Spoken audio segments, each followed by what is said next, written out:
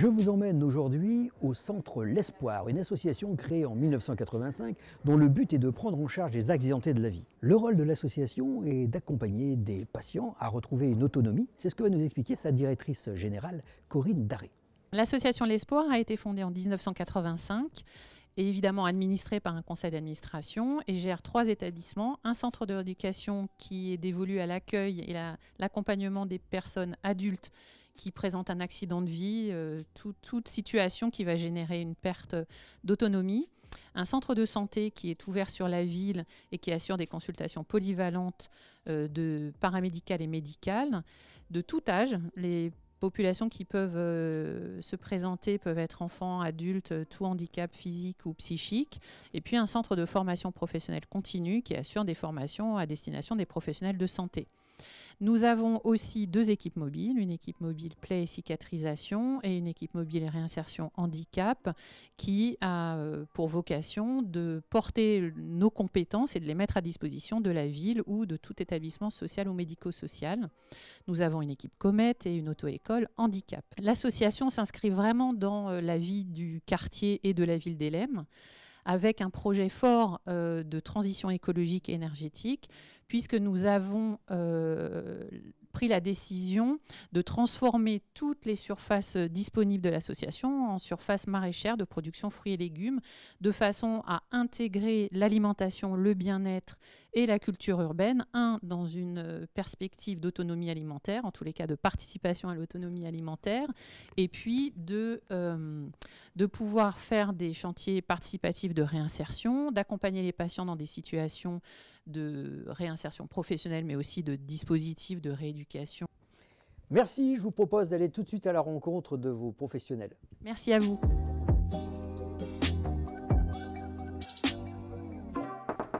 Oui, entrez. Bonjour, Bonjour. docteur. Restez assise, Oui. je vous en prie. Merci de nous accueillir ici au sein de votre cabinet dentaire. Bien alors, docteur, merci de nous recevoir entre 2 consultations. Expliquez-nous un petit peu justement votre activité ici au sein du centre de santé.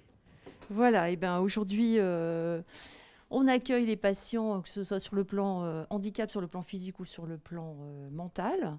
On a une structure qui est adaptée, tout est amovible. On peut bouger le fauteuil, on peut bouger l'aspiration, on peut bouger, vous pouvez voir, j'ai un carte. Et ce qui fait qu'on peut travailler également sur les patients en position sur les brancards ou en fauteuil roulant. On soigne les patients de tous horizons. Certains viennent de très loin. J'ai regardé un peu au niveau des patients. On a un périmètre qui est très très large. Donc voilà, où grâce à l'ambulance, grâce à toutes les techniques aujourd'hui de transport pour le handicap, on les accueille. Alors on sait, hein, c'est jamais de gaieté de cœur que l'on va chez le dentiste. Une personne en situation de déficience mentale, ça doit être compliqué pour elle encore plus que pour une autre. Comment vous vous y préparez ? Alors déjà, nous ne sommes pas aimés. Hein. C'est vrai qu'on est une profession, personne n'aime bien venir chez le dentiste. Donc on s'adapte encore plus, on est une équipe. Nous sommes plusieurs à entourer la personne. On essaye aussi au niveau des praticiens de garder le même patient quand il y a un suivi. C'est important parce que pour le patient handicapé, je pense qu'il reconnaît le visage. Et le fait de ne pas changer de dentiste, parce qu'on est une grande équipe ici au niveau du centre de santé, c'est important. Donc ça, je pense que c'est un point utile. D'autre part, on commence à percevoir, je dirais, le handicap au niveau, ne serait-ce qu'un regard, ne serait-ce que sur le plan tactile. On a plein de petites méthodes pour rassurer le patient. Le fait d'être nombreux, ça joue énormément parce que certains peuvent... moi, j'ai des assistantes qui font des petites caresses au niveau du bras pour rassurer. Et pendant ce temps-là, j'essaye...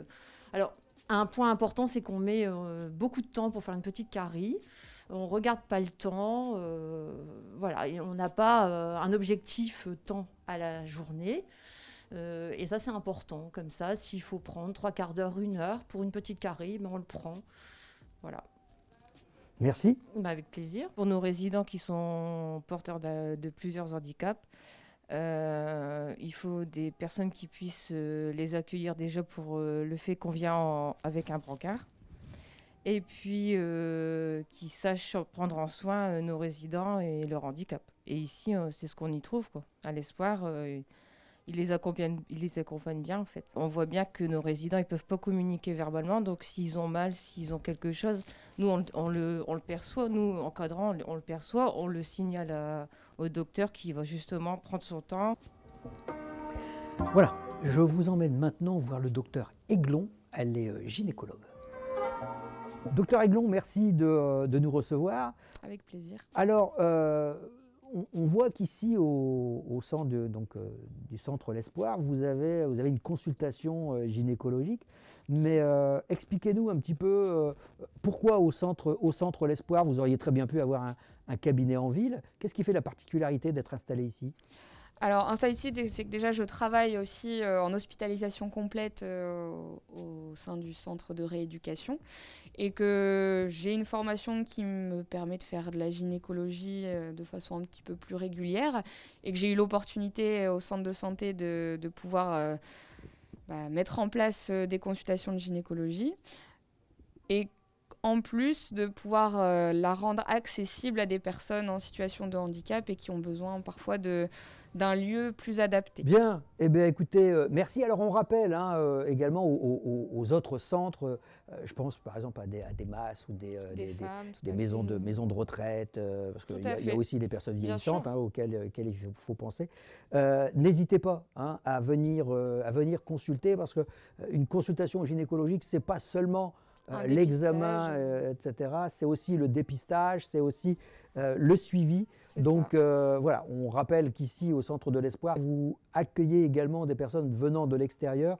Donc voilà, on s'adresse aux centres qui auraient encore des doutes. N'hésitez pas. Merci de votre accueil et puis on vous laisse à vos occupations.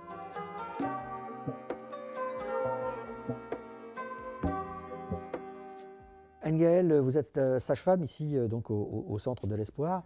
Quelle est justement la fonction d'une sage-femme ? C'est pas seulement l'accouchement ?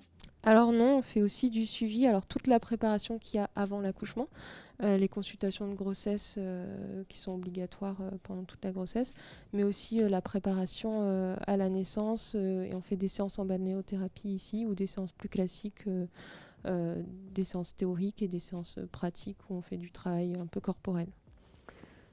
Les gens viennent du centre, mais ils peuvent aussi venir de l'extérieur. Oui, ils peuvent venir beaucoup de l'extérieur aussi. Enfin, on fait de la consultation externe, de la consultation des patients du centre, vraiment de tout. Alors, une personne en situation de handicap, est-ce qu'elle présente plus de risques de grossesse qu'une personne valide ? Alors, ça dépend vraiment du handicap que la personne présente. Il peut y avoir des handicaps qui peuvent présenter des risques pour la grossesse ou pour l'accouchement. Ou des situations de handicap qui n'ont aucun impact sur la grossesse ou sur l'accouchement. Ça dépend vraiment du handicap.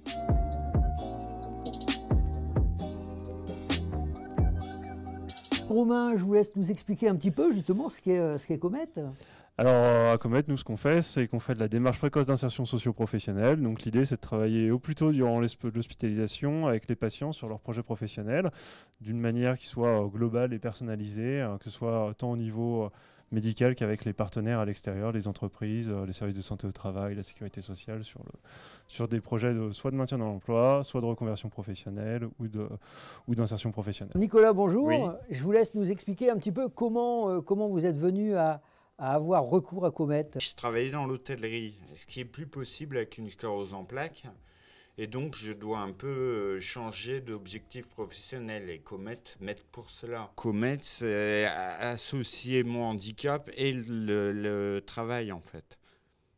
Bien. Donc en tout cas, on l'aura compris, Romain, l'avantage de pouvoir bénéficier de ce type de service, d'accompagnement, de prise en charge, c'est qu'en fait, à partir du moment où l'accident de la vie est intervenu, vous allez accompagner ces personnes pour les aider à retrouver en fait une place dans la société professionnelle. Voilà, tout à fait. Merci à tous les deux et puis bon courage, Nicolas.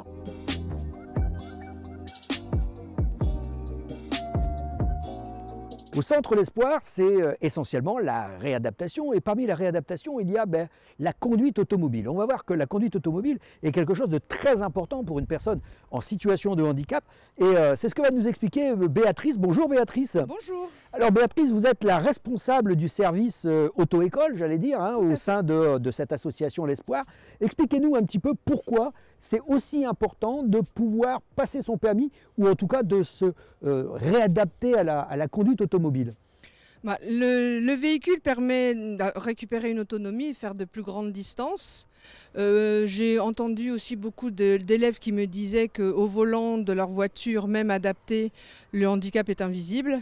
Alors qu'en fauteuil roulant, par exemple, ça se voit tout de suite. Donc pour eux, c'est important et d'avoir une autonomie et d'être comme les autres. Le véhicule que vous utilisez au quotidien avec vos élèves, qu'est-ce qu'il a de plus que le véhicule d'une auto-école dite normale ?